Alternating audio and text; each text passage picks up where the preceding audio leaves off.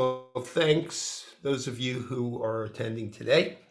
This is a monthly discussion group where we're talking about music and how music has therapeutic value. But we really don't just concentrate on the idea of music therapy.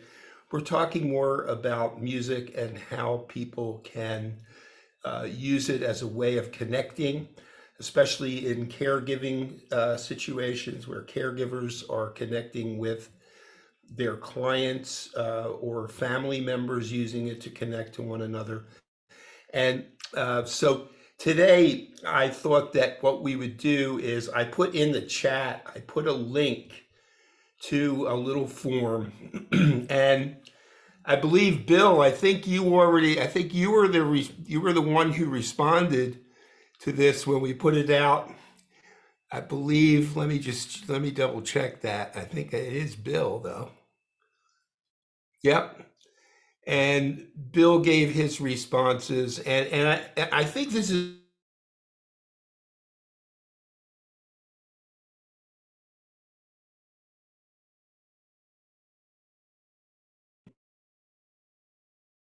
had an effect on you, what you remember, and thinking of the aspect of why music therapy is such a powerful tool is because music is something that's always there.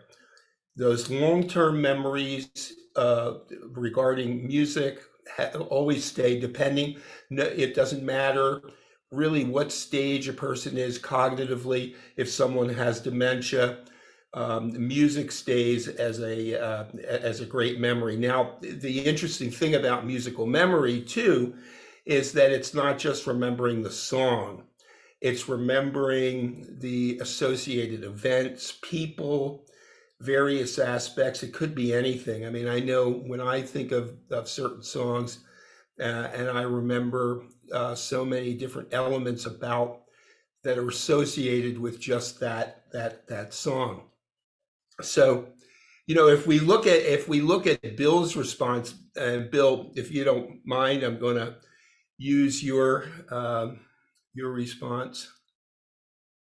And Bill just said the documentary Alive Inside really sums up this topic, and that is true. Anyone who has not seen Alive Inside, it is definitely worth seeing. In fact, in my work in comfort care over the past probably 8 years ago, I believe that movie came out, we would sponsor screenings all around the country of the movie to illustrate the power of music. And actually, I'm in touch. Michael Rosado Bennett is a friend of mine, the filmmaker, and we're actually in the process of working on a project together. We've been working on something over the past year, a more intergenerational approach, because the beauty of the music is that it becomes a great way to communicate with people through breaking down those barriers of age. So younger caregivers can, also relate to an older client because, they can sort of talk about music and talk about those from a generational standpoint. But I guess Wayne just responded, and so that's interesting. Songs from childhood. So Bill's song from childhood that he remembered, a favorite song, is Frere Jacques, whereas Wayne's is Joy to the World. Jeremiah was a bullfrog. And so that's interesting. And then, and I put in here, and I think this is sort of interesting because, in our teenage years, we're, very impressionable. What are those songs? And Bill's response was Stairway to Heaven. Of course, that's interesting. And Wayne's is Chicago's Color My World. And that's, sort of in the same, should I say, generation. Now, this was, I thought, interesting. A song from your adult college years. Bill's was "Losing My Religion," and Wayne's was "Aerosmith Toys in the Attic." And it's interesting, those songs. And I had looked earlier today at the sort of the popular songs of baby boomers, and it was interesting. And let me I'm going to share my screen and just pull this up for a sec. Well, Steve, I will share with you that I didn't put on there because there was a point in my life when Frank Zappa was the focus of my music. Right? Hey, I can relate to that.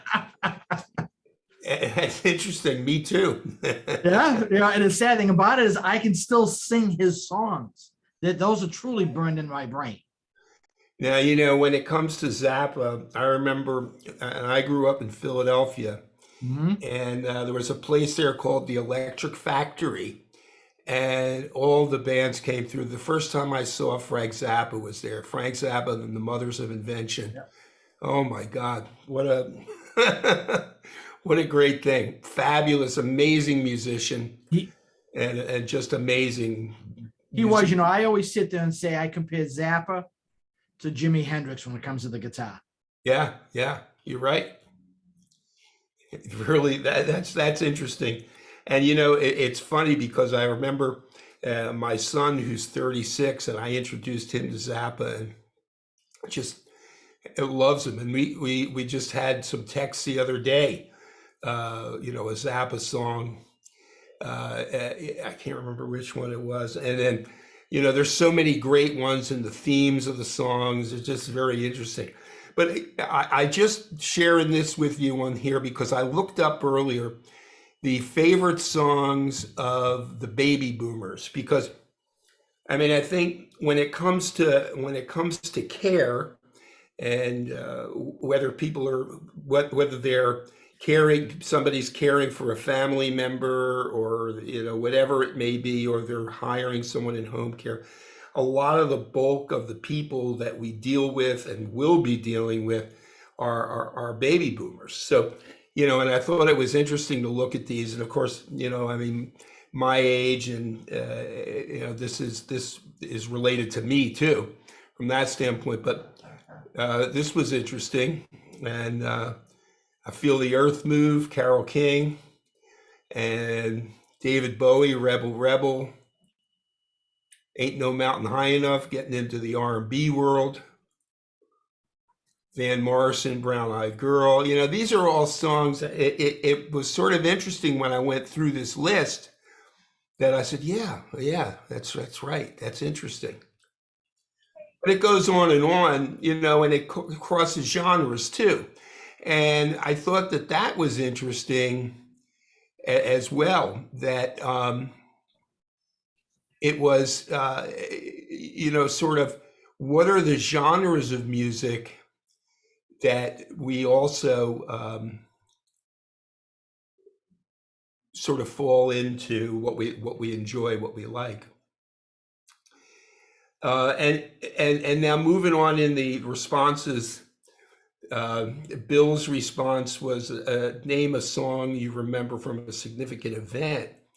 And Bill, when I saw this song, I didn't even know what it was. It's called "You Had Menergy." And I was curious, can you share with us why that song? I looked it up and listened to it on YouTube, but I was not really familiar with it. It seems like a big dance song. Does it have what is the significance of that for you? Can you share that with us?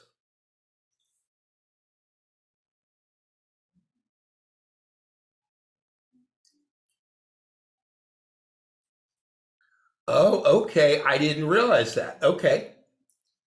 Yeah. So it would be like clubs and things like that. Because it is a big dance song. Yeah. And I listened to it. I thought it was great. I love that because it brought me back to thinking about going to clubs. And at that time I was living in New York City, And I lived, my apartment was on 56th Street. So many nights I'd go 2 blocks down and go to Studio 54. And at that time, Studio was before they didn't have any, there was no liquor license there. Didn't have anything to do with drinks. It had to do with everything else. But that I remember that and dancing and that music.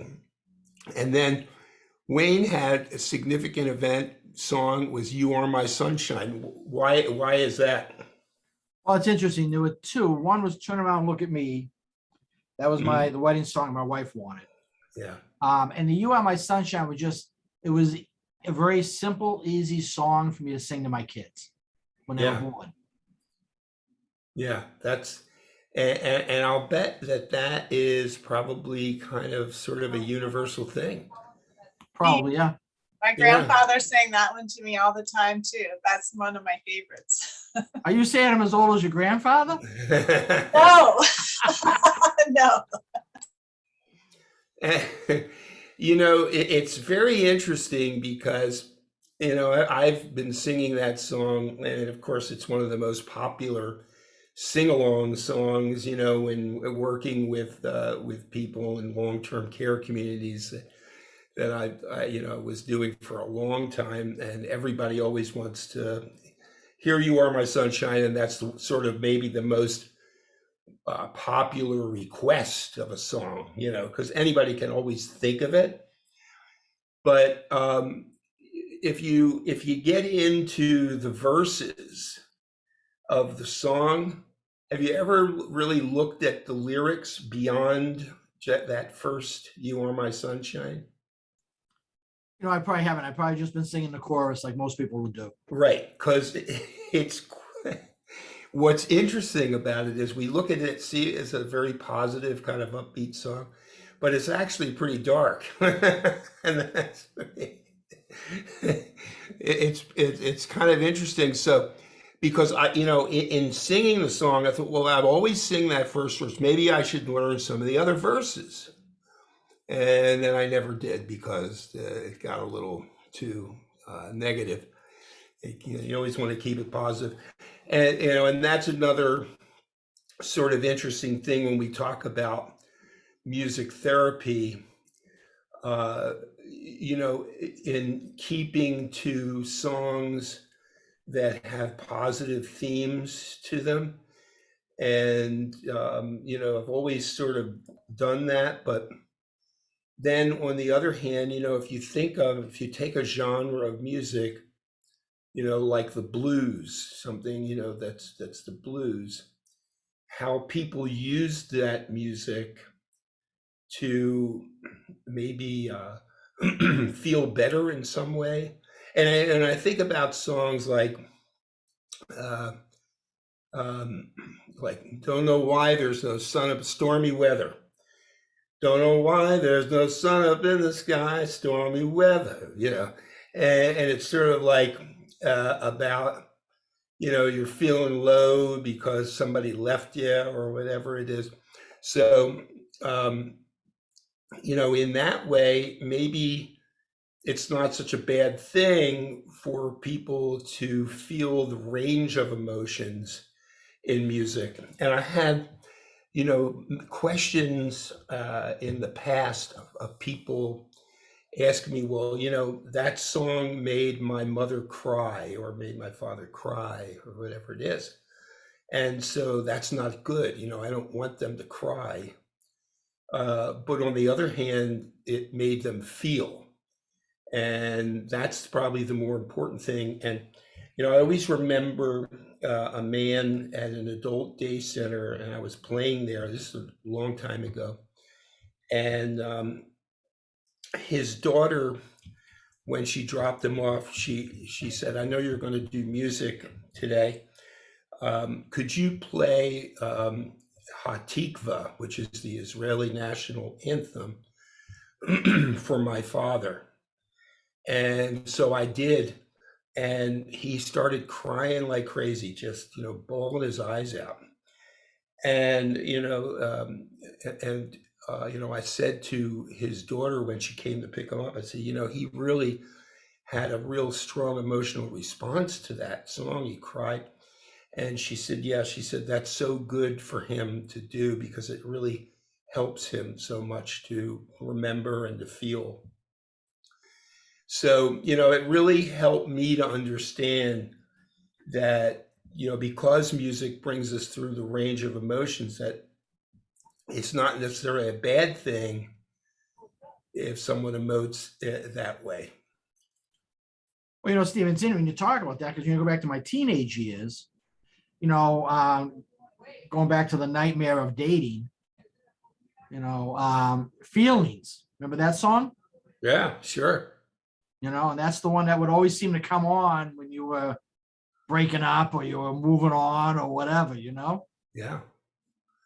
And that's interesting. And it's, look, let's face it, it's part of life. So, and I think when we talk about caring for older people, sometimes maybe we forget that, it's a full person with a full life. And I think that's a very important aspect of caregiving. And, as we train caregivers and also talk to family members about that person and seeing the person as a whole person is, I think, critical.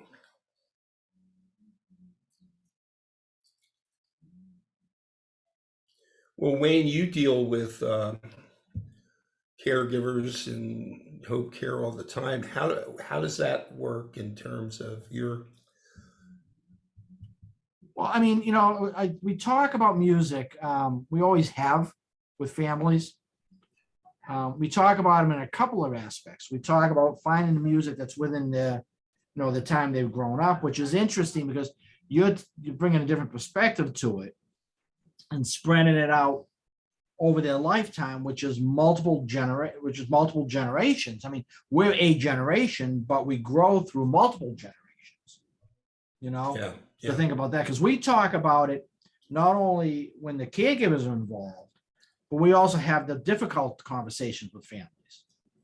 And we'll talk to the loved one when they're able to talk, and we're talking about, proper planning, okay? Mm-hmm. And we will talk about, pre-planning and funerals and things like that.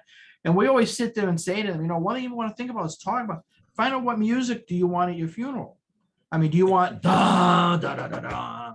Yeah. And most people don't. Right.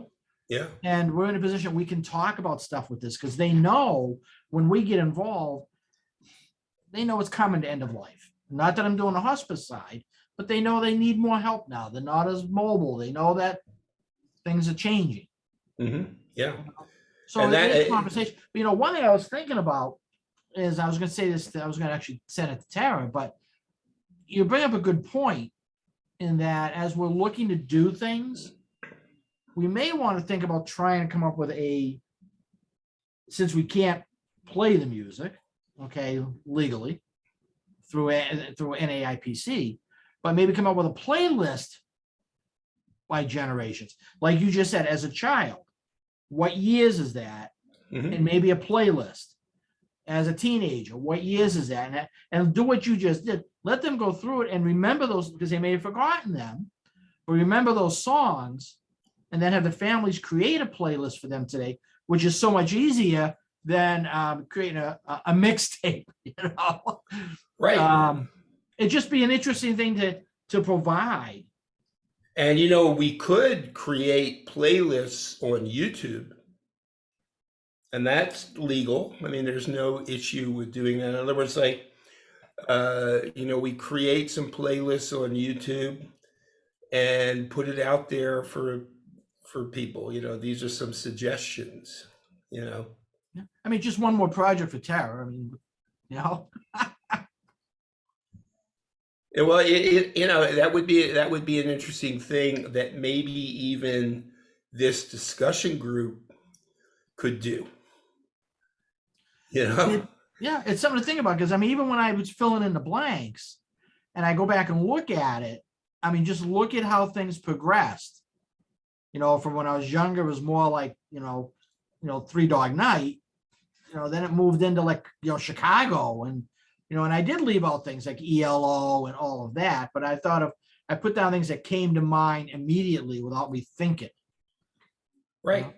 But it's And- amazing how you go through the years and your music changes. Like we were talking about Zappa, and I'm sure you'll know, many people won't even bring that up.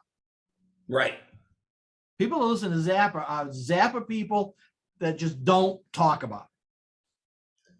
Yeah, Because because people somehow they think it's too underground or It something. was underground, and they felt it was just too.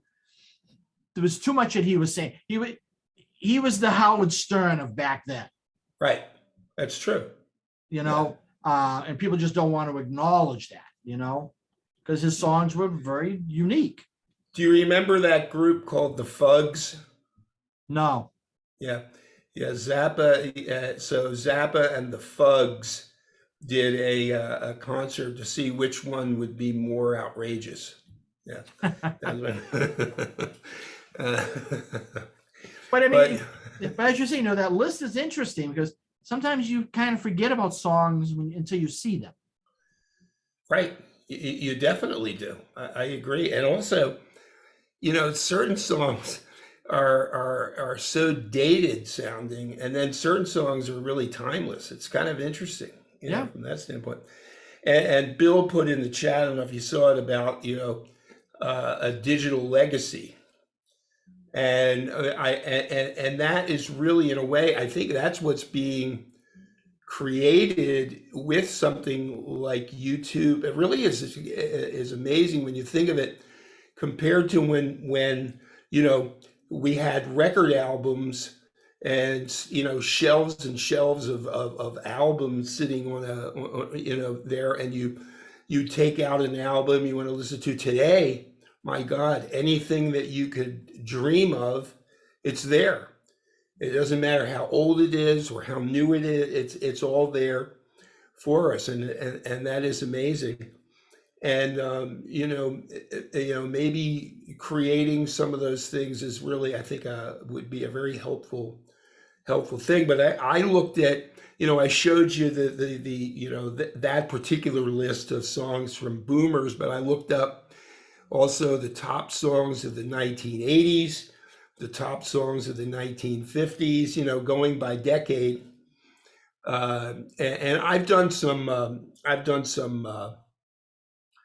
radio interviews on that topic, and like looking at like the 1940s and 1930s, the Great American Songbook, and talking about some of the songs, and also how the songs reflect what's happening socially in the world at the time, which is so interesting, to think about. So there's so many ways that music reflects life, and and that is an incredible thing, and to understand someone through their music too. But Wayne, when you're dealing with caregivers, I'm curious about this because I know I work with this and it's challenging. How do the caregivers know the music? How do they relate to clients that way? I would say that, they're not going to step up with the music because they're in a different, not only are they a different generation, they're in a different culture. Okay. Yeah. So we really can't leave it up to the caregiver to step up and do it. It's something we got to work with the family for them to develop. Like I was thinking when, Bill put the thing about the digital legacy and things like that. I don't think we're there yet, but think about the next 15 or 20 years. If you have a senior when they pass, look at the legacy on their playlists on their phone. Because I got songs on my phone that go way back, on my music file. And as they get added on as you go on, so you talk about that legacy, we don't realize we're carrying that with us. I'd say the seniors today may not be as connected to their phone, I'm going to say, as we are. Right. But think about it, 15, 20 years, that is going to be their musical legacy because you're going to see stuff going back to current. Yeah.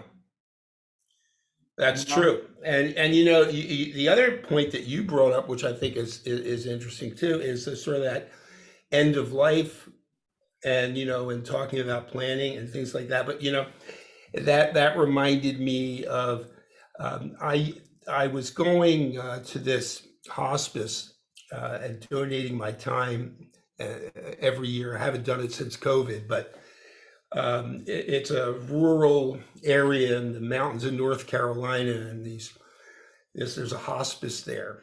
And so one time I was there, and what I would do is go room to room, play guitar, and sing songs to people. And um, there was a man. I went into his room, and he was there. He really wasn't that old, but he was dying of cancer, and he's in the hospice. And I said, "Well, how about some music?" He said, "Yeah, it'd be great." So, you know, me thinking I'm like in the mountains of North Carolina, so I'm thinking, you know, playing some country music or something like that, you know. And so I said, "Well, what song, you know, is there a song you'd like to hear?" And he says, and you know, he's a man there in a hospice on his deathbed. And he says, "Well," he said, "I don't know if you know this song, but I'd really like to hear it." And I said, "What is it?" He says, "Play that funky music, white boy." You see, yeah. Yeah. So,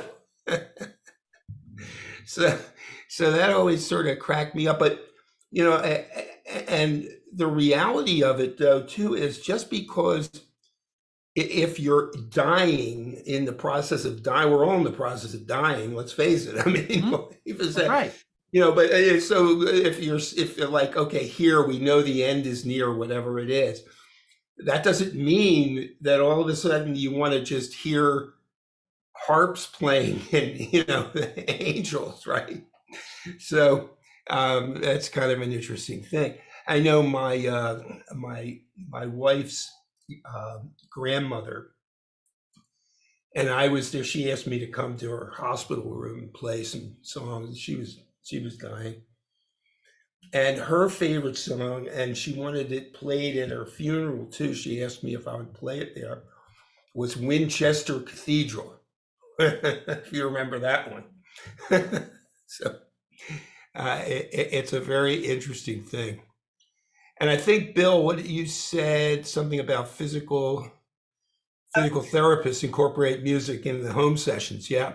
Yeah, that was me. That's my husband. He'll go into places. Oh, It's a Tara whole lot said that, easier, yeah. to put like say disco on and reach for a bowl in the kitchen 5 times as you're cooking dinner and dancing, as Yeah. opposed to like, okay, we're gonna do kitchen sink exercises, bend and dip. So yeah, we incorporate that a lot, and just to get people excited about exercising. Yeah, and it definitely helps. And you know, there was a study a number of years ago, I think I read that, so that if you incorporate music and movement, that actually you get more benefit from the movement.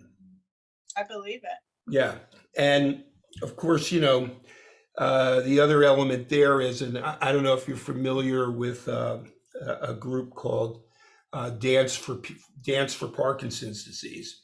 No. That's they're a group all over the world, and they use music, and it really helps people. It's quite amazing if you look it up, look on YouTube, and see some of their videos. How people who are really challenged by Parkinson's, when they put the music on, they're just able to move fluidly and be able to, you know, maintain a gait. And that's the other thing music is used for with someone to help with when the gait goes off, or any some you know, neurological disorder, whatever it may be, Parkinson's or something else, that using music really helps. And in fact, and it was brought up earlier in Alive Inside, they show one of the people there who just would listen to music like with a, you know, a Walkman kind of thing. And I think she lived in New York, and how much it helped her to focus, be able to, you know, to live much better. A dementia organization in my area host dances for, yeah. And there's a number of groups out there, and that brings, of course, the other amazing therapeutic value of music is that, the movement aspect, and always talk about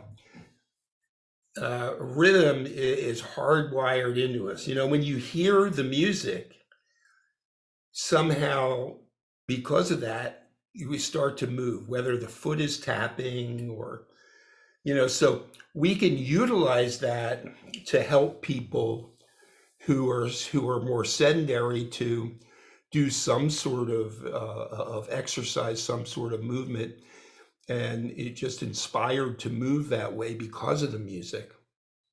And it makes me think too, in with people, especially with people who've been through World War II, and you play the patriotic songs. And I always remember when I first saw this a number of years ago, and I started playing God Bless America. These people, like it was like 4 or 5 people sitting in wheelchairs, and they're pushing up, and so they could stand, and caregivers around everything, they want to stand, and it was so inspiring.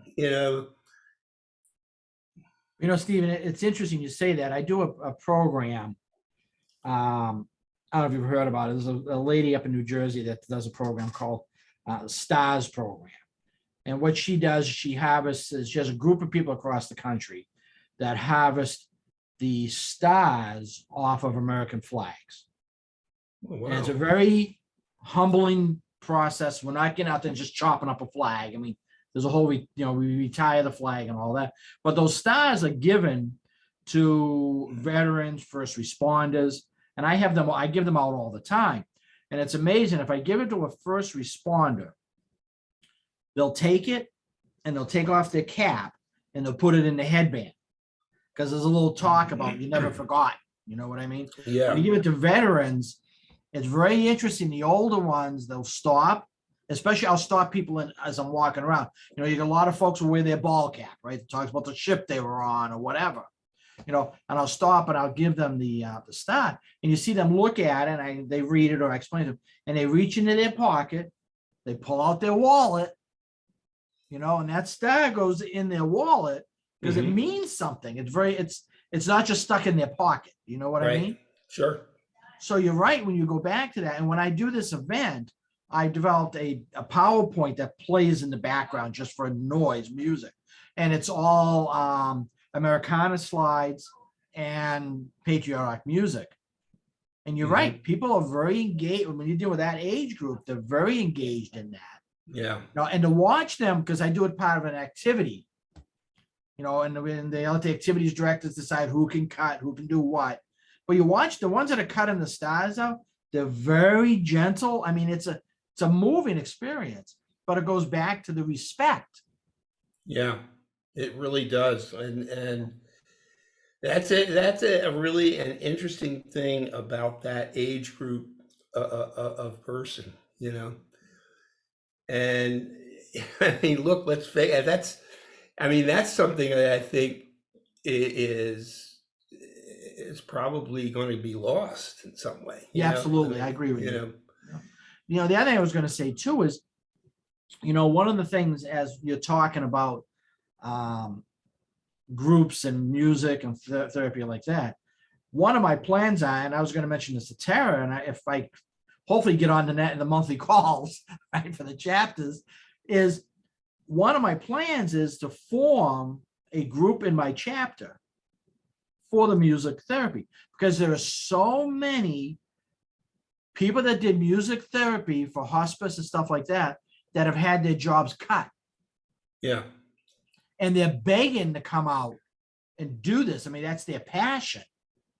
They may be doing something else now, but you always find when I meet these people, they'll talk about, what they do.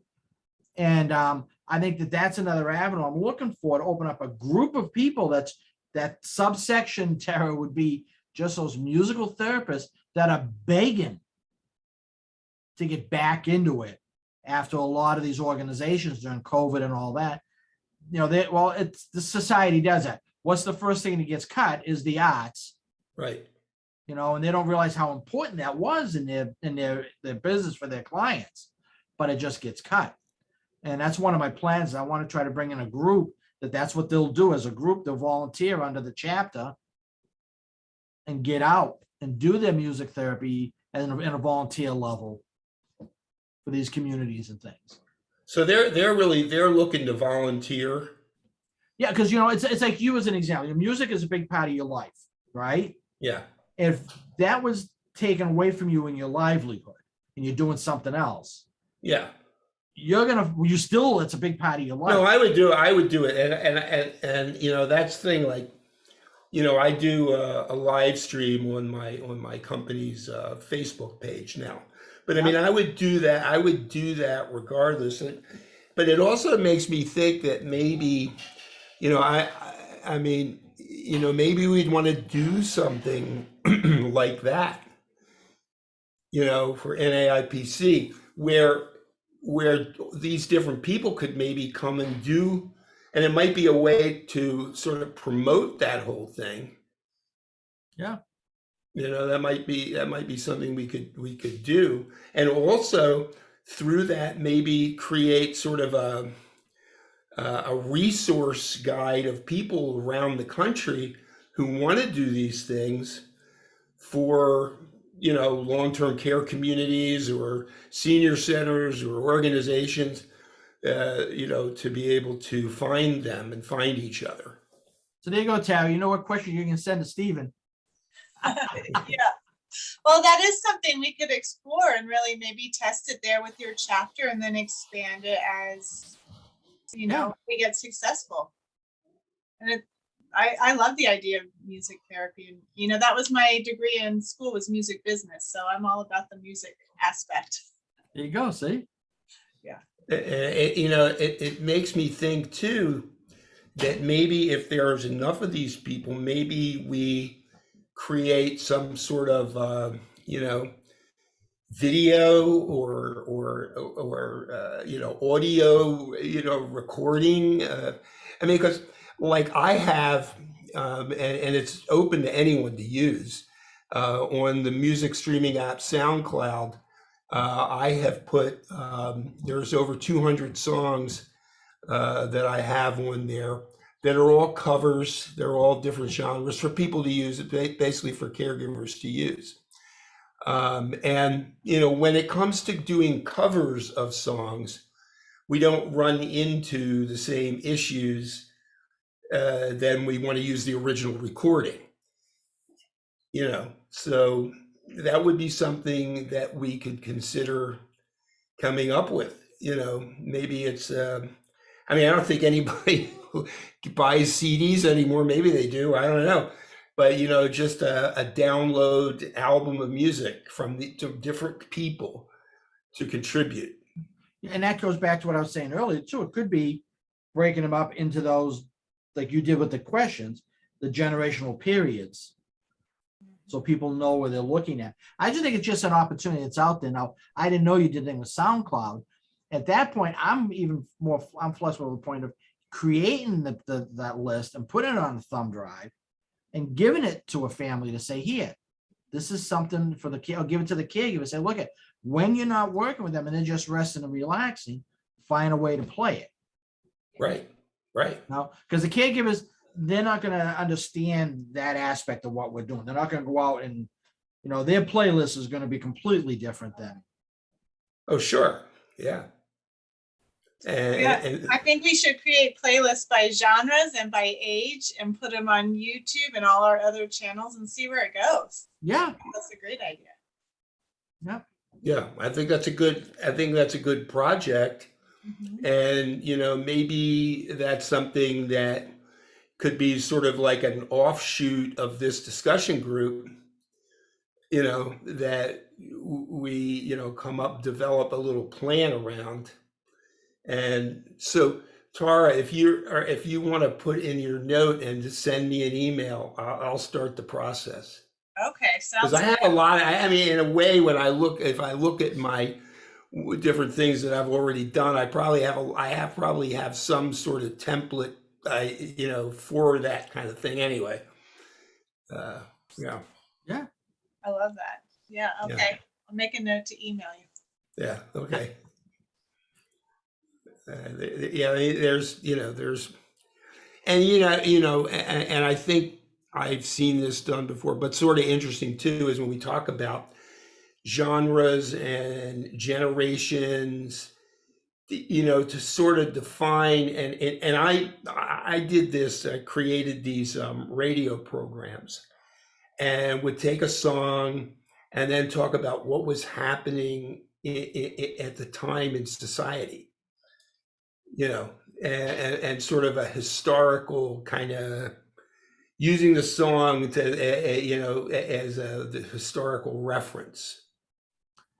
Which I think is a great idea. Even it goes back to, again, when we're caring for the seniors, it'll bring back not the music, but bring back the historical stuff that they may not all want to be like us and sit there and listen to, an hour of music.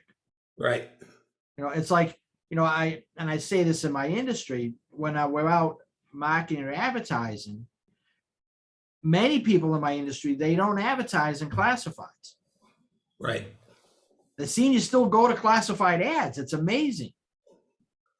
That's true. And I'll do my display ads, but I always ask, and somebody say, "Oh yeah, I saw it in the classifieds in this homeowners magazine, whatever," because they're still used to going back to the classifieds. So I think giving them something different to listen to and be able to tie into what I'm trying to say is tie into that, and not just listening to just what we think the music is playing. Yeah. Yeah. And it's always amazing to me the stories that come out of it, the person too. Yeah. I mean, and that's the key, is spending time with them. I mean, not to take over your thing, but I remember I had a client that they were from the Netherlands, husband and wife, and they lived through the war. I mean, they were talking about what she was telling me, that she remembers when the Nazis came and took over the farm, and they didn't do anything wrong, but they were told, you're now going to feed us, you're going to prepare food for us.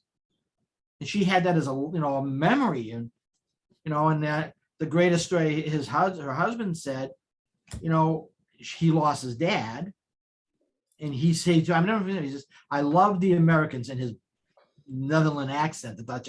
He says, because one day they reached out to me and they found my father's wedding band and returned it to me. Mm-hmm. That's stuff that they look for. That's their memories.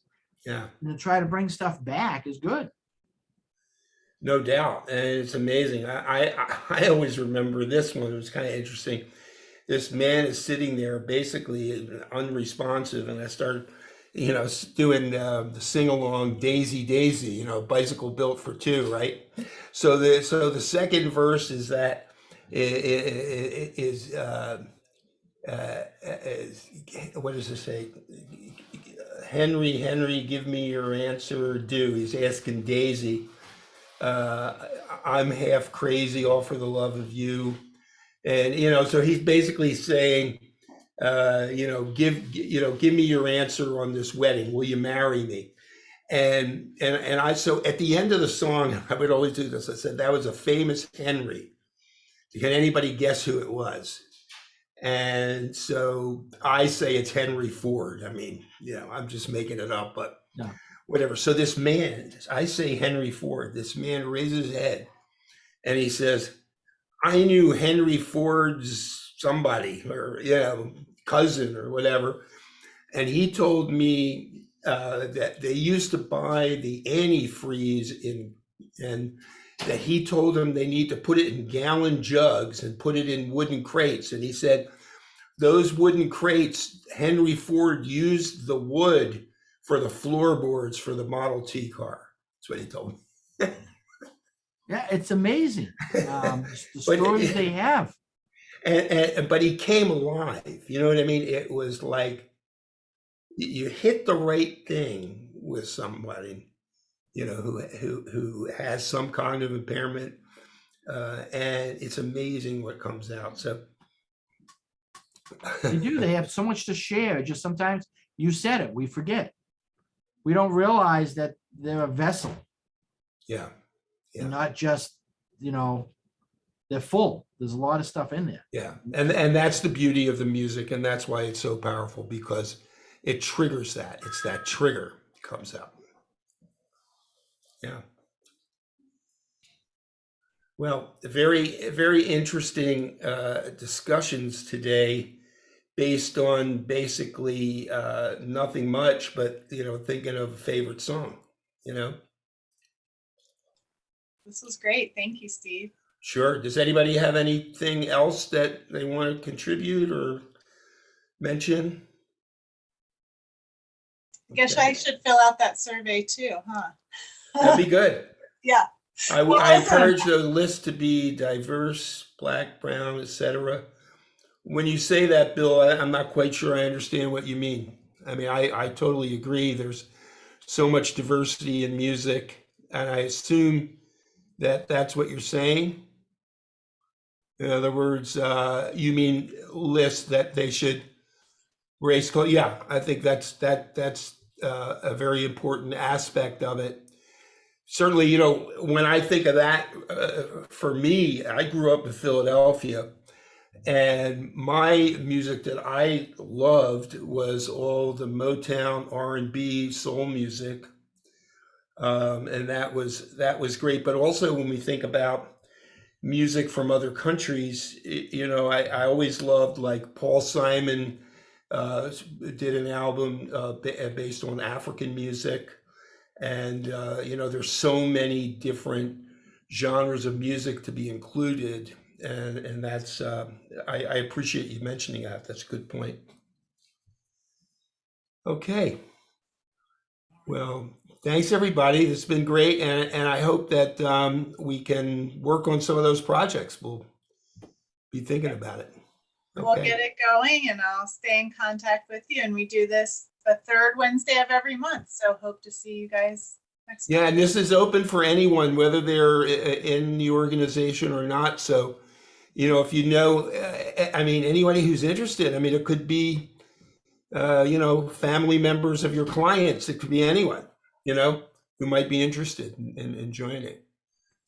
Thank you, Bill. That's good. Actually, the ironic thing about that is, again, I know we keep putting stuff back in Tara and stuff like that, but I know that she puts out a thing for LinkedIn and all that. But even a handout or a flyer that we can distribute on, not only to our clients when we're admitting them, but when we're doing supervisor visits, but also for our field people that are calling on places, calling on activity directors. Leave it behind. So look, this is something you should try to dial into. Pick up some ideas. I think it's a good idea. To be on a call like this. Yeah, it could be a way to attract more members too. People might be interested. Yeah. So, yeah. I'll add that to my list. Thanks, Wayne. All right, guys. All right. Bye, everyone. Thank you. Take care. Thank you. Thanks. Bye.